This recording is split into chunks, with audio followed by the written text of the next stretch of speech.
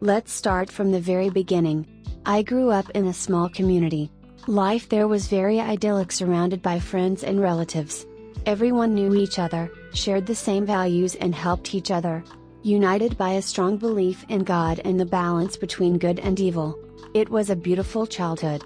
However, I knew from an early age that I was different from the majority.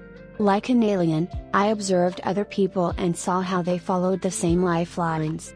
They were born into the world, learned a profession, got married and had children.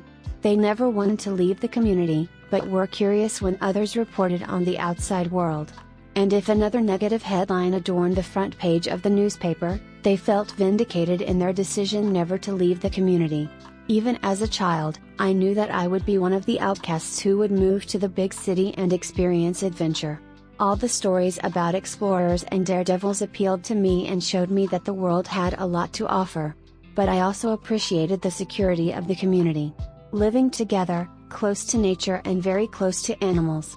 I appreciate every person with good values who still has reverence.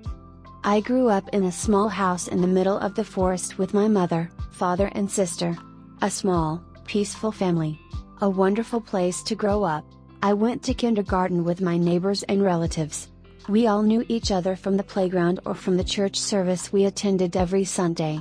I found the same children again at the school, which was located on a hill next to the church like on a postcard and was a small landmark. I think so far back to the kindergarten. When I was in kindergarten, everything was so carefree. We played a lot, laughed a lot and did lots of handicrafts. We enjoyed our time together without any prejudices. We had a wonderful kindergarten teacher who always went to so much trouble to make the day really nice.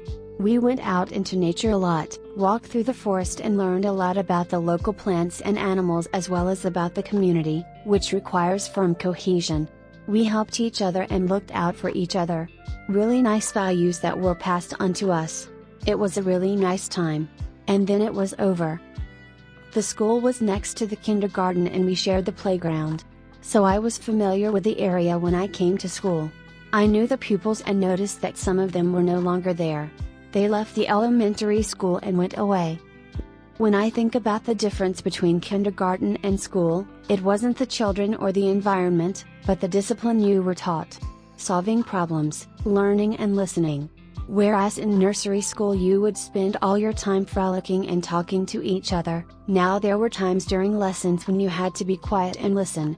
We were taught reading and arithmetic and I don't know about you, but we also learned to play the flute. We also had handicraft lessons where we made great things for our poor parents. They then had to use the works of art or put them up at home. I'm thinking of colorful wall clocks, crooked vases and carnival masks.